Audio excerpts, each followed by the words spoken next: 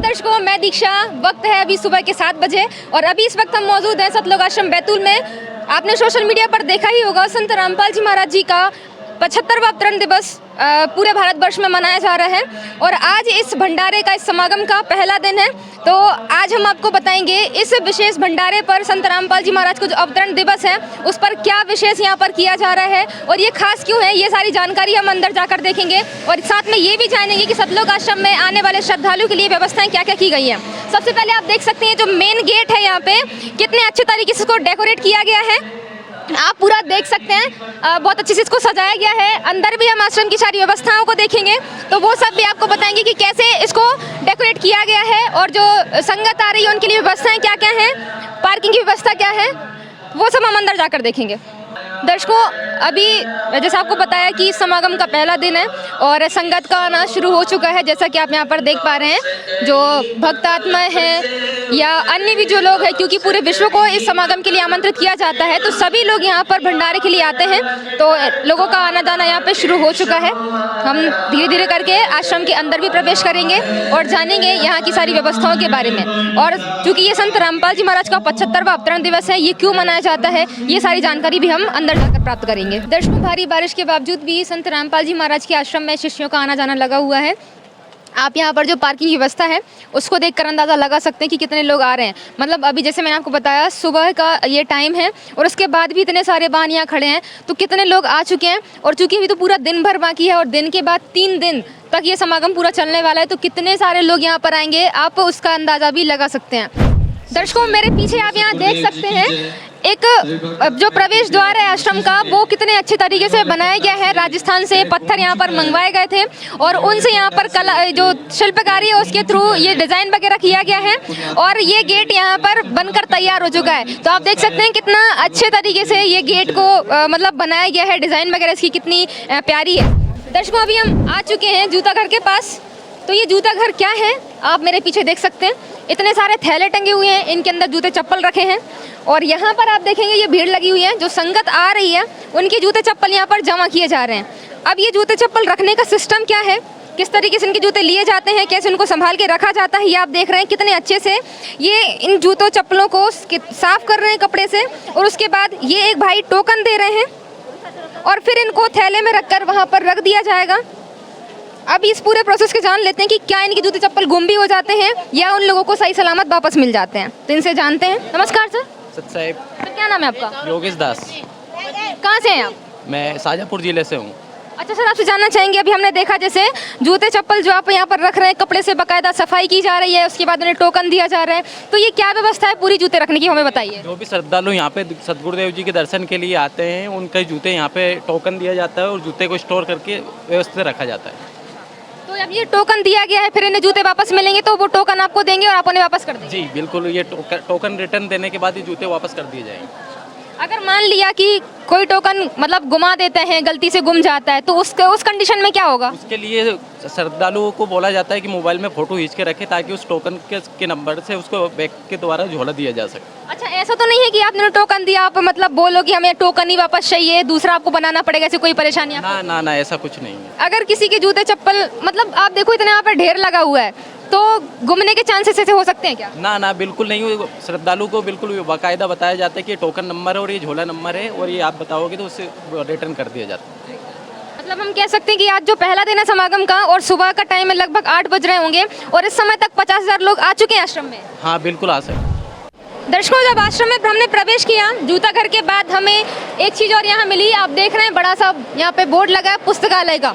तो सामने आप देख रहे हैं कई सारे संत रामपाल जी महाराज जी के फोटोज़ हैं और चूंकि पुस्तकालय है तो आप यहाँ पुस्तकों का ढेर भी देख सकते हैं। पीछे कुछ पुस्तकें रखी हैं, साइड में भी आप देख रहे हैं कई सारी पुस्तकें यहाँ पर रखी हुई हैं और यहाँ पर कुछ सेवादार हमारे साथ मौजूद हैं, उनसे जानते हैं कि जो अवतरण दिवस है वो क्या है, क्यों मनाया जाता है। नमस्कार सर। सत साहिब जी। सर, क्या नाम है आपका? शुभम दास। कहाँ से हैं आप? सीहोर जिले से हूँ मैं। सर, आपसे जानना चाहेंगे, अभी हम जैसा आश्रम में प्रवेश किया तो हमने एक बड़ा सा जो बैनर देखा उस पर लिखा है संत रामपाल जी महाराज का 75वां अवतरण दिवस मनाया जा रहा है। तो ये अवतरण दिवस क्या है, हमारे दर्शकों को बताइए। 8 सितंबर को हमारे गुरुजी का जो है अवतरण दिवस मनाया जाता है, क्योंकि हमारे गुरुजी संत रामपाल जी महाराज जी जो है तत्वदर्शी संत हैं, जिन्होंने शास्त्रों के अनुसार जो है भक्ति विधि बताई है और शास्त्रों की जानकारी जन जन तक पहुंचाई है। हमारे गुरुजी जो हैं संत रामपाल जी महाराज कबीर साहिब जी के अवतार हैं, इसलिए हम जो है उनका अवतरण दिवस मनाते हैं और 6, 7, 8 सितंबर को जो है अवतरण दिवस मनाया जाता है। सर ये जो समागम हो रहा है 3 दिन का, तो इसमें व्यवस्थाएं क्या क्या हैं? इसमें व्यवस्था है, यहाँ पर निःशुल्क नाम दीक्षा केंद्र रहेगा। इसके बाद जो है 3 दिन का जो है भंडारा चलेगा और जो है निःशुल्क नेत्र चिकित्सालय भी रहेगा, ब्लड डोनेशन कैंप भी रहेगा इसमें। सर बात पुस्तकालय की करें तो यहाँ पर क्या क्या चीज़ें भक्तों के लिए उपलब्ध हैं? यहाँ पर पुस्तकालय में भक्तों के लिए पुस्तकें जो है उपलब्ध हैं, जिनमें जो है अपने सभी शास्त्रों की जानकारी प्रमाण सहित मिलेगी। इसके बाद जो है फ्लैक्स भी उपलब्ध हैं। इसके बाद जो है माला, टेली काउंटर, लॉकेट वगैरह भी उपलब्ध हैं यहाँ पर। दर्शकों आप यहाँ पर जैसे देख पा रहे होंगे कई सारे जो लोग हैं, श्रद्धालु हैं, वो यहाँ से कुछ सामग्रियाँ ले रहे हैं। कोई माला खरीद रहा है, कोई लॉकेट, तो कोई कुछ ना कुछ चीज़ें यहाँ पे खरीद रहा है। यहाँ पर जैसा पुस्तकालय इसका नाम है, तो पुस्तकें आप यहाँ पर देख रहे हैं, अलग अलग प्रकार की बुक्स हैं। ज्ञान गंगा तो बहुत प्रचलित पुस्तक हो चुकी है और आप यहाँ देख रहे हैं अलग अलग लैंग्वेजेस में ये पुस्तक यहाँ पर उपलब्ध है। तो यहाँ पर हमारे साथ ये सर मौजूद हैं, उनसे जानते हैं इन पुस्तकों के बारे में। गीता के रहस्य के ऊपर भी एक पुस्तक लिखी गई है। कबीर सागर का सल्लार्थ यहाँ पर मौजूद है। अवतार, ये कौन सी पुस्तक है, इसमें क्या ज्ञान है, ये सब कुछ हम ये सर से जानेंगे। नमस्कार सर। सत साहिब जी। सर क्या नाम है आपका? रेवालाल दास। रेवालाल जी, यहाँ पर हम देख रहे हैं बहुत सारी पुस्तकें रखी हैं। ज्ञान गंगा पुस्तक भी अलग अलग लैंग्वेज में रखी है, तो बाकी लैंग्वेज में छापने का और क्या उद्देश्य है इस पुस्तक? संत रामपाल जी महाराज जी ने जो भी ये मतलब बहुत सारी भाषाओं में पुस्तकें छाप रखी हैं, इन सभी का मुख्य उद्देश्य यही है कि जन जन से जो भक्तात्माएं आ रही हैं और अन्य राज्यों से जो श्रद्धालु आ रहे हैं, उन तक उनकी लैंग्वेज में पुस्तक प्रोवाइड की जा सके, इसलिए यहाँ पे सभी भाषाओं में पुस्तकें उपलब्ध हैं। सर यहाँ पर हमने देखा एक गरिमा गीता की ये अलग अलग कवर है और ये गहरी नज़र गीता में मुक्ति बोध, कबीर सागर का सल्लार्थ, ये अलग अलग पुस्तकें हैं। तो ये जो गीता पुस्तक है, मतलब कहा जाए तो समाज में जो एक पुस्तक पढ़ी जाती है सबसे ज़्यादा, वो गीता प्रेस गोरखपुर से प्रकाशित, उसको लोग पढ़ते हैं। तो उसके बाद इन अलग से पुस्तकों को छापने की क्या ज़रूरत आन पड़ी? देखिए, संत रामपाल जी महाराज जी ने जो गहरी नज़र गीता है, गीता तेरा ज्ञान अमृत पुस्तक है, ये भी उन्हीं गीता जी में से बनाई गई हैं।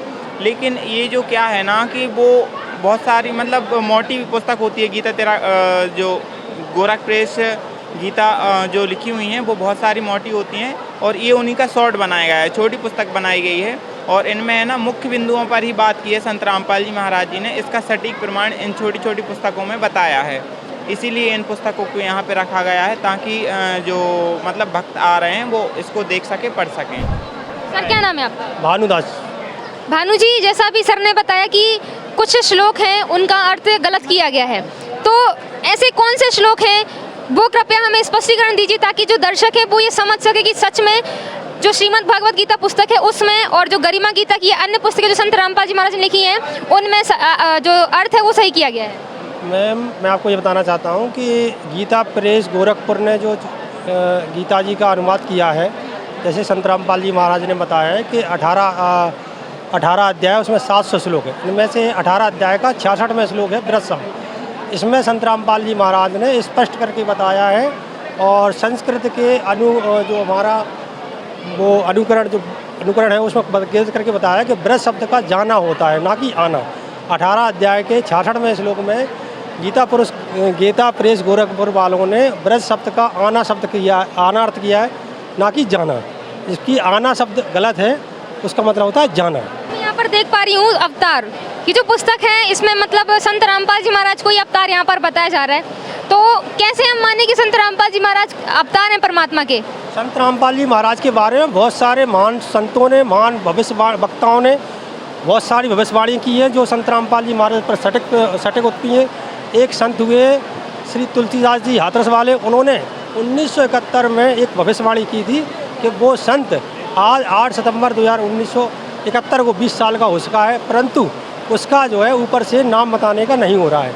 आज उन्होंने ये भी बताया था अपनी वाणी में कि आज मैं यदि उन संत का नाम बता दूंगा तो सारी जनता उनके पीछे पड़ जाएगी, लेकिन उन्होंने उन संत का नाम नहीं बताया। और बहुत सारे नास्त्रेदमस हैं, इतने एक इटली की एक फ्लोरेंस बहन है, उन्होंने भी संत रामपाल जी महाराज के बारे में बताया कि मैं एक महान संत को अपने मोटिवेशन में देखती हूँ कि जब भी ध्यान लगाती हूँ तो एक महान संत जो भारत में बिना दाढ़ी मूछ वाले संत थे, जो पूरे देश को, पूरे विश्व को एक करेंगे और भारत एक विश्व गुरु बने। बहुत बहुत धन्यवाद। तो दर्शकों, जैसा भी आपने इन लोगों को सुना, उन्होंने बताया कि जो गीता जी है उसका अनुवाद गीता प्रेस गोरखपुर से प्रकाशित जो श्रीमद् भगवत गीता है उसमें कुछ लोगों का अर्थ गलत किया गया है। वहीं इन्होंने इस पुस्तक के बारे में बताया कि जो ये अवतार पुस्तक है, ये अवतार संत रामपाल जी महाराज को वैसे ही नहीं बता दिया गया, बल्कि पूरे विश्व भर से जो प्रसिद्ध भविष्य वक्ता हैं, जो संत हैं, जो जय गुरुदेव जी के जो प्रवर्तक हैं तुलसीदास जी, उन्होंने भी संत रामपाल जी महाराज को लेकर के भविष्यवाणी की थी। तो इन सब भविष्यवाणियों से ये कहीं ना कहीं प्रमाणित हो रहा है कि संत रामपाल जी महाराज वो अवतार हैं जिनके बारे में इन भविष्य वक्ताओं ने भविष्यवाणियाँ की थी। चलिए हम आगे बढ़ते हैं और जानते हैं और व्यवस्थाओं के बारे में। दर्शकों, अभी हम खड़े हैं निशुल्क नाम दीक्षा केंद्र के पास। जैसा कि यहाँ पर बताया जाता है कि समागम के दौरान यहाँ निशुल्क नाम दीक्षा, यहाँ आने वाले श्रद्धालुओं को जो संत रामपाल जी महाराज से नाम दीक्षा लेना चाहते हैं उनके लिए यहाँ पर नाम दीक्षा की व्यवस्था की जाती है। बोर्ड लगा है निशुल्क नाम दीक्षा का, लेकिन क्या सच में निशुल्क होती है? क्योंकि जब हम बाहर लोगों से सुनते हैं वो ये बताते हैं कि नाम दीक्षा के दौरान उन लोगों से पैसे लिए जाते हैं, तो उसमें कितनी सच्चाई है वो हम यहाँ पर जो लोग नाम लेने आए हैं उनसे भी हम जानेंगे। तो अंदर जाकर पूछते हैं लोगों के विचार। तो दर्शकों, यहाँ पर आप देख रहे हैं अलग अलग काउंटर बने हुए हैं, तो ये एक सर हमारे साथ जुड़े हुए हैं, जान लेते हैं थोड़ा सा कितनी नाम दीक्षा यहाँ पर हो चुकी हैं। नमस्कार सर। नमस्कार। सर, क्या नाम है आपका? हमारा नाम दशरथ दास। दशरथ जी, आपसे हम जानना चाहेंगे, यहाँ पर सुबह से आप लोग बैठे हुए हैं, तो कितनी नाम दीक्षा अभी तक हो चुकी है? अभी 50 नाम दीक्षा के लगभग हो चुकी है। तो जो लोग नाम दीक्षा लेते हैं उन्हें आप लोग क्या क्या नियम बताते हैं? उनको 11 नियम बताए जाते हैं जो परमात्मा की जी भक्ति के नियम होते हैं। क्या क्या नियम है, थोड़ा बताइए। तो इसमें पहला नियम है, गुरु दीक्षा लेने से पहले आवश्यक नियम हैं जिनका आपको अंतिम श्वास तक पालन करना है। इसमें से प्रथम नियम है कि हुक्का, शराब, मांस, तंबाकू, बिगैर, सिगरेट, हुलास, सूंघना, अंडा, सुल्फा, अफीम, गांजा और अन्य नशीली वस्तुओं का सेवन तो दूर रहा, किसी को नशीली वस्तु लाकर भी नहीं देना है, क्योंकि बुराई करना व उसमें सहयोग देना दोनों ही महापाप हैं और भक्ति मार्ग में विष के समान है। नियम नंबर 2 है, किसी प्रकार का कोई व्रत, तीर्थ, गंगा स्नान आदि नहीं करना है। किसी अन्य धार्मिक स्थल पर स्नानार्थ या दर्शनार्थ नहीं जाना है। किसी मंदिर में पूजा व भक्ति के भाव से नहीं जाना है कि इस मंदिर में भगवान है। भगवान कोई पशु तो है नहीं कि उसको पुजारी जी ने मंदिर में बांध रखा है। भगवान तो कण कण में व्यापक है। उसके गुणों का लाभ लेने के लिए प्रथम गुरु बनाइए और नाम लेकर सुमरण करो, तब आपको ईश्वरीय लाभ प्राप्त होगा। कबीर साहब कहते हैं कि कभी पर्वत पर्वत में फिरा कारण अपने राम, और राम शरीर के जन्म मिले जिन सारे सब काम। नियम नंबर 3 है, यदि किसी की मौत हो जाती है तो उसके फूल आदि कुछ नहीं उठाने हैं, न पिंड भरवाने हैं, न 13वीं, 6 माही, बरसोंदी, पितृ पूजा, समाधि पूजना, श्राद्ध निकालना आदि ये कुछ नहीं करना है, क्योंकि ये 5 तत्व से बना शरीर तो एक वस्तु की तरह है। मूल वस्तु जीवात्मा है, वह कर्म आधार पर नए शरीर में जा चुकी होती है। हम अज्ञानियों द्वारा भ्रमित होकर पीछे क्रिया करते रहते हैं जो व्यर्थ हैं। गरीबदास जी महाराज कहते हैं कि देह पड़ी तो क्या हुआ झूठी सभी पटीट, और पक्षी उड़ा आकाश को चलता कर गया बीट। चौथा नियम है, अन्य किसी भी देवी देवता की पूजा नहीं करना है, क्यों? कभी परमात्मा कहते हैं कि माई मसानी सैण शीतला भैरव भूत हनुमंत, और परमात्मा उनसे दूर हैं जो इनका पूजंत। कबीर देवी देव ठाणे भाई फिर हमको ठोर बताओ, तो परमात्मा कह रहे हैं कि जो मुझ कबीर को पूजे नहीं उनको लूटो खाओ। कबीर 100 सतगुरु की पूजा एक दिन आन उपासी, और वो अपराधी आत्मा फिर पड़े काल की फांसी। नियम नंबर 5 है, ऐसे व्यक्ति का जूठा नहीं खाना है जो नशीले पदार्थों का सेवन करता है। 6वां नियम है, जुआ ताश कभी नहीं खेलना है। 7वां नियम है, किसी प्रकार के खुशी के अवसर पर नाचना व अश्लील गाने गाना सख्त मना है। 8वां नियम है, अपने गुरुदेव जी के आज्ञा के बिना घर में किसी भी प्रकार का यज्ञ, हवन, धार्मिक अनुष्ठान नहीं करवाना है। बंदी छोड़ अपनी वाणी में कहते हैं कि गुरु बिन यज्ञ हवन जो कर ही, और मिथ्या जाए कभू न फल ही, और गुरु बिन होम यज्ञ जो साध है, और 10 मन पातक लागे। और नियम नंबर 9 है, छुआछूत नहीं करना है। हम सब एक मालिक के बंदे हैं। भगवान ने किसी भी जाति, मजहब या धर्म के स्त्री पुरुषों में कोई अंतर नहीं किया, तो हम क्यों करें। 10वां नियम है, दहेज लेना व देना कुरीति है, मानव मात्र की अशांति का कारण है, उपदेशी के लिए मना है। जिसने अपने कलेजे की कौर पुत्री को दे दिया, फिर बाकी क्या रहा। आपसे आवे रतन बराबर, मांगे आवे लोहा। 11वां नियम है वास्तुकला या ज्योतिष आदि के चक्कर में नहीं पड़ना है, अपने परमात्मा पर विश्वास रखना है। उपरोक्त नियमों में से किसी भी नियम का उल्लंघन कर दिया तो आप नाम रहित हो जाओगे। यानी ये 11 नियमों का उल्लंघन कर दिया तो आपको परमात्मा से मिलने वाला लाभ बंद हो जाएगा। तो इस प्रकार से परमात्मा के नियम हैं। अच्छा सर, जैसे आप लोग यहाँ पर एंट्री करते हैं तो जो स्लिप बनाई जाती है तो फिर उनको नाम दीक्षा दिलाने के कितने रुपये उन लोगों से लिए जाते हैं? नहीं, यहाँ पर निःशुल्क नाम दीक्षा दी जाती है, कोई सेवा नहीं ली जाती। एकदम मतलब जो बाहर बताया जाता है कि संत रामपाल जी महाराज से नाम लेने के लिए कुछ पैसे देने होते हैं, तो वो झूठ है? बाहर तो अफवाहें फैलाई हुई हैं, सच्चाई तो ये है कि यहाँ पर कोई एक पैसे का भी शुल्क नहीं लिया जाता है। बहुत बहुत धन्यवाद। सच्चा है। दर्शकों, कुछ यहाँ पर कम उम्र की ही लड़कियाँ बैठी हुई हैं, इनसे भी थोड़ा सा जानते हैं कि संत रामपाल जी महाराज के लोग कितना ज्ञान रखते हैं। नमस्कार जी। सत साहिब जी। क्या नाम है आपका? स्नेहा दासी। स्नेहा जी, आपने संत रामपाल जी महाराज से नाम कब लिया? 2016 में। अच्छा, आपसे जानना चाहेंगे, तब आपकी उम्र बहुत छोटी रही होगी, और जैसे यहाँ पर कुछ नियम बताए जाते हैं। एक नियम जैसे यहाँ पर सर ने बताया कि मंदिर में नहीं जाना है, भगवान की पूजा वहाँ जाकर नहीं करनी है, लेकिन जो मंदिर होते हैं वो आस्था का प्रतीक होते हैं। वहाँ जाकर लोग अपनी भावनाओं को प्रकट करते हैं, परमात्मा के प्रति अपना भाव व्यक्त करते हैं, उनसे प्रार्थना करते हैं। तो संत रामपाल जी महाराज इसके लिए क्यों मना करते हैं? संत रामपाल जी महाराज जी ये मंदिर में जाने के लिए इससे मना करते हैं क्योंकि संत रामपाल जी महाराज जी ने बताया कि जो मंदिर होती है यादगार के रूप में मनाए जाते हैं। ये जो ऋषि मुनि थे, जो भगत थे, उन्होंने कैसी भक्ति करी तो उनकी यादगार के रूप में है कि हमें भी उस प्रकार भक्ति करके जैसे वो साधना की, जैसे उन्होंने मोक्ष पाया, वो हमें पाना है। तो लोग वो जो भक्ति करे उसको छोड़ करके केवल उस मंदिर तक सीमित हो चुके हैं कि वहाँ जाते हैं, वहाँ माथा टेकते हैं, पूजा पाठ करते हैं, वो सोचते उतने से ही उनका मोक्ष हो जाएगा। जबकि संत रामपाल जी महाराज जी बताते हैं कि इन सब चीज़ों से बस ये पर्याप्त नहीं है, वो केवल यादगार के रूप में है। यदि आपको मोक्ष प्राप्त करना है तो जिस प्रकार उस भगत ने भक्ति करी थी उसी प्रकार हमें भी करनी होगी। देवी का और बता दो फिर। और जैसे ये जो हमारे तीर्थ स्थल बने हैं, जैसे जगन्नाथपुरी हो गया, वैष्णो देवी हो गया, नैना देवी हो गया, ज्वाला देवी, कामाख्या, ये सारी चीज़ें यादगार के रूप में कि कैसे वहाँ पे इसकी स्थापना हुई। वहाँ जाने से ही केवल हमारा मोक्ष नहीं होगा, असली मोक्ष तो क्योंकि भगवान हमारे शरीर के कमलों में है। जैसे मूल कमल में गणेश जी, स्वाद कमल में ब्रह्मा जी, नाभि कमल में विष्णु जी, हृदय कमल में शंकर पार्वती जी और कंठ कमल में देवी दुर्गा जी अष्टांगिनी। तो हमको उनकी सही भक्ति करना है जिससे हमारे वो जो शरीर के अंदर कमल है उनमें जो देवी देवता है उनके सही तरीके से भक्ति हो सके। और संत रामपाल जी महाराज जी कहते हैं कि तीनों देवा कमल दल बसे, ये ब्रह्मा विष्णु महेश, प्रथम इनकी वंदना फिर सुन सद्गुरु उपदेश। जैसे लोग कहते हैं कि संत रामपाल जी महाराज जी देवी देवताओं की भक्ति छुड़वाते हैं, मंदिर जाना छुड़वाते हैं, तो वो उस चीज़ का एक वैलिड रीज़न देते हैं कि हमें ये सारी चीज़ें क्यों नहीं करनी, और साथों से प्रमाणित करके बताते हैं कि हमें किसकी भक्ति करनी चाहिए, किसकी भक्ति नहीं करनी चाहिए। और संत रामपाल जी महाराज जी इन देवी देवताओं की भक्ति नहीं छुड़वाते हैं, वो इनकी शास्त्र सम्मत भक्ति बताते हैं कि शास्त्रों में क्या प्रमाण है और हम अभी क्या कर रहे हैं। हम अभी मनमाना आचरण कर रहे हैं तो हमें सबको छोड़ करके हमारी गीता जी के अनुसार भक्ति करनी चाहिए।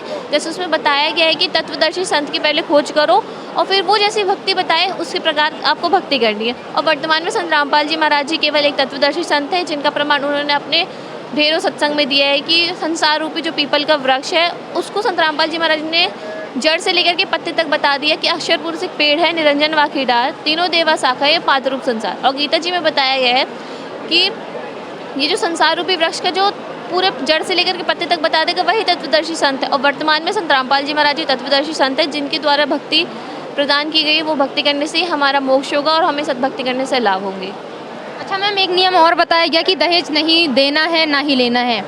आप भी जब बड़े होंगे, आपकी भी शादी होगी, आपकी इच्छा नहीं होगी कि जैसे आपके जो फ्रेंड्स लोग हैं या आसपास कोई शादियाँ होती है तो बहुत सारा दहेज दिया जाता है, आज मतलब उन्हीं लोगों को माना जाता है हाँ हाई सोसाइटी के लोग हैं, तो क्या आपकी इच्छा नहीं होगी कि आपको भी शादी में दहेज मिले या कुछ ऐसा?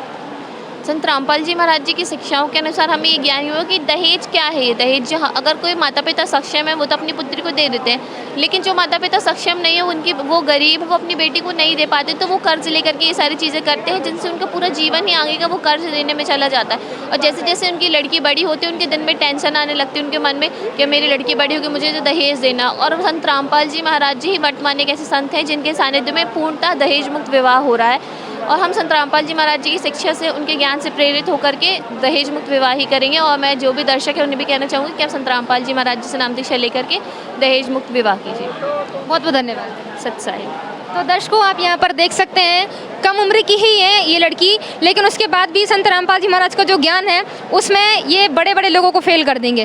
तो संत रामपाल जी महाराज के जो मतलब जो छोटे छोटे बच्चे जो शिष्य हैं उनसे लेकर बूढ़े बुजुर्गों तक सभी इतना ज्ञान रखते हैं कि यदि कोई पंडित भी आ जाए तो उसको भी ये अपने इस तत्व ज्ञान से हरा देंगे। दर्शकों आप मेरे पीछे देख सकते हैं आध्यात्मिक प्रदर्शनी प्रवेश द्वार।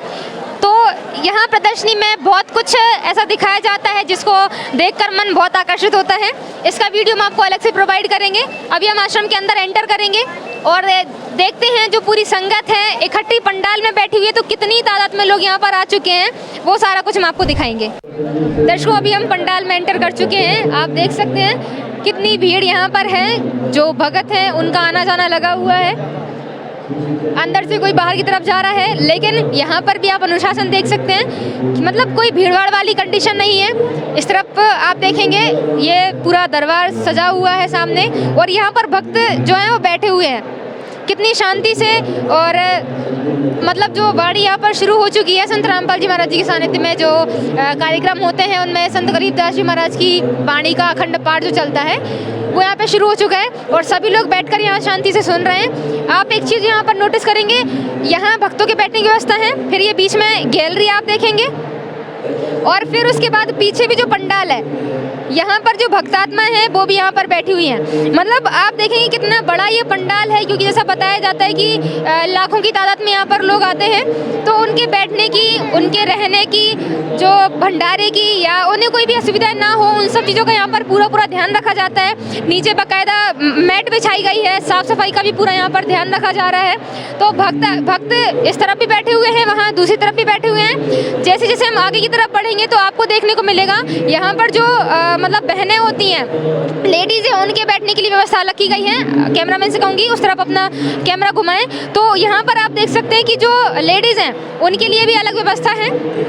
बाउंड्रीज के लिए यहाँ पर रस्सी खींचकर एक बाउंड्री बना दी गई है, भक्तों का अलग और बहनों का अलग। तो यहाँ पर ये आप देख रहे हैं जो माइयाँ हैं, बहनें हैं, वो सभी लोग शांति से बैठे हुए हैं। जिनको आना जाना है उनके लिए यहाँ पर गैलरी मतलब बहुत बड़ा स्पेस छोड़ा गया है ताकि भीड़ भाड़ जैसी कंडीशन यहाँ पर ना बन पाए। सामने आप देख सकते हैं कि जो दरबार साहिब है वो कितने अच्छे तरीके से सजाया गया है। डेकोरेशन आप देख पा रहे हैं, पूरा पिंक कलर से इसको मतलब पूरा डेकोरेट किया गया है, जो सारी चीज़ें हैं। और यहाँ जो पाठ चल रहा है उसके लिए भी एक बड़ा सा फ्लैक्स लगाया गया जिसमें संत लिखा हुआ है जगत गुरु तत्वदर्शी संत रामपाल जी महाराज जी का 75वां अवतरण दिवस। और इसके उपलक्ष्य में जो 3 दिवसीय गरीबदास जी महाराज जी की अमर वाणी का अखंड पाठ और विशाल भंडारा यहाँ पर आयोजित किया जाना है। दर्शकों एक चीज़ और आप यहाँ पर नोटिस कर रहे होंगे, चाहे छोटी उम्र की लड़कियाँ हों चाहे बड़ी उम्र मतलब जो बुजुर्ग हैं, ये सभी लोग यहाँ पर झंडे लेकर खड़े हुए हैं। चलिए इनसे थोड़ा सा जान लेते हैं कि ये इस तरीके से क्यों खड़े हैं। तो दोस्तों यहाँ पर एक बहन हमारे साथ जुड़ी हैं, इनसे हम थोड़ा सा जानते हैं। नमस्कार जी। सत साहब। क्या नाम है आपका? कंचन दासी। कहाँ से हैं आप? रायपुर से। अच्छा, आपसे जानना चाहेंगे आप यहाँ पर ये झंडे लेकर क्यों खड़े हुए हैं? जी हम यहाँ सिक्योरिटी सेवा कर रहे हैं। ये सिक्योरिटी सेवा क्या है, कैसी सेवा देख रहे हैं आप? जो संगत आते हैं ना, जो भीड़ भाड़ होता है ना, उसको हम लोग यहाँ मैनेजमेंट करते हैं। किस तरीके से मैनेज करते हो? यानी भीड़ ना हो करके हम लोग। अच्छा, मतलब ये जो संगत आ रही इतनी सारी तादाद में, तो भीड़ भाड़ वाली कंडीशन ना हो ये आप देख रहे हैं। अच्छा, तो कितनी देर तक आप, क्या पूरे 24 घंटे केवल आपकी सेवा रहती है? नहीं। कैसे होता है फिर? शिफ्ट में 3 घंटे करते हैं, फिर रेस्ट करते हैं, फिर बाद में और आते हैं। अच्छा, तो फिर यहाँ पर कोई नहीं रहेगा? नहीं, हम लोग के बाद कोई और आएगा। मतलब यहाँ पर कोई ना कोई बना ही रहेगा, आप जाओगे कोई और आ जाएगा? हाँ। बहुत बहुत धन्यवाद। धन्यवाद। बहन आपसे जानना चाहेंगे, यहाँ जो वाणी चल रही है गरीबदास जी महाराज की, मतलब वो कोई बहुत ज़्यादा फेमस नहीं है, लेकिन हम समाज में देखते हैं वहाँ पर गीता जी का या रामायण या अन्य पुराणों का पाठ किया जाता है, तो यहाँ पर इस वाणी का पाठ क्यों हो रहा है, क्या इसका महत्व है? आप देख रहे हैं यहाँ पे संत गरीबदास जी महाराज जी का वाणी का पाठ हो रहा है। हमारे जो पूर्ण परमात्मा कबीर साहिब जी हैं, उन्होंने वो गरीबदास जी महाराज को मिले थे गांव छुड़ानी में, और उन्होंने पूरा अपनी जो पूरा सृष्टि रचना और पूरा 5वां वेद सूक्ष्म वेद है वो वाणी संत गरीबदास जी महाराज को लिखवाई थी। उसका ये पाठ चल रहा है, आप देख रहे हैं। उससे इस वाणी के चलने से हमारे परमात्मा बताते हैं कि ये जो हमारे चारों तरफ वातावरण है ये भी शुद्ध होता है, और जितने भी जो मानवधारी प्राणी हैं उनके भी विचार शुद्ध होते हैं। इसलिए इसका पाठ किया जाता है जो 3 दिन का चल रहा है, अखंड चल रहा है। अच्छा, तो ये हर बार ही चलता है कि? जी, यहाँ पे जब भी हमारे परमात्मा जी का समागम होता है 3 दिन का, तो इस वाणी का पाठ किया जाता है। बहुत बहुत धन्यवाद। सच्चाई जी। दर्शकों, अब हम आ चुके हैं भंडार घर में, जहाँ के बारे में बताया जाता है कि स्वादिष्ट भंडारा यहाँ पर मिलता है। लड्डू जलेबी यहाँ पर जो आने वाले श्रद्धालु हैं उनको वितरित की जाती है। तो चलिए यहाँ की व्यवस्थाओं के बारे में आपको बताते हैं। तो ये जो जिस पंडाल में हम खड़े हुए हैं, ये बहनों के लिए है। यहाँ पर केवल महिला वर्ग के भंडारे की व्यवस्था होती है। तो यहाँ हम स्टार्टिंग से देखते हैं कि ये कुछ लाइन लगी है जहाँ पर इन लोगों को थालियाँ दी जा रही हैं। और आगे की तरफ अगर हम आए तो एक जगह पर आपको गिलास दिखाई देंगे और आगे आप देखोगे चम्मच भी आपको यहाँ देखने को मिलेगी। एक यहाँ जो मतलब गंजे हैं उनके अंदर बर्तनों की सफाई होकर आ चुकी है। जो मतलब जो लोग यहाँ पर भंडारा करने के लिए आ रहे हैं उनको यहाँ पर ये वितरित किए जाएंगे। थोड़ा सा आगे जाकर हम देखते हैं कि ये जो प्रोसेस है वो किस तरीके से काम करती है।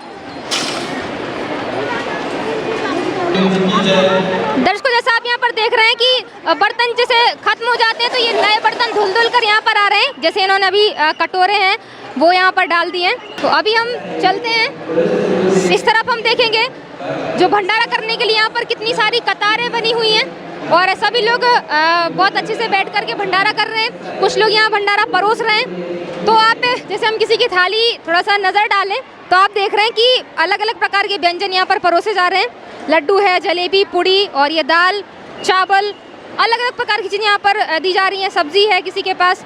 तो भंडारा है, यहाँ पर लोगों से थोड़ा जानते हैं कि ये भंडारा इन लोगों को कैसा लग रहा है। दोस्तों, जैसा हम यहाँ पर देख रहे हैं हज़ारों की तादाद में लोग एक साथ बैठकर भंडारा कर रहे हैं। तो यहाँ पर ये जो माई है इनसे थोड़ा सा जानते हैं भंडारे के बारे में। नमस्कार जी। जी नमस्कार मैम। क्या नाम है आपका? मेरा मालती दासी। अच्छा मालती जी, हमें बताइए यहाँ जो भंडारा चल रहा है तो भंडारे में आपको क्या क्या चीज़ें मिली हैं? यहाँ पे हलवा राम है, पूड़ी राम है, दाल राम है, बैगन आलू की सब्जी राम है, नमक राम है, जलेबी राम है, बर्फी राम है, चावल राम है, फुल्का राम है। मतलब 56 भोजन का जो कहते हैं ना प्रसाद, वो भगवान ने पता नहीं कहाँ से दे दिया।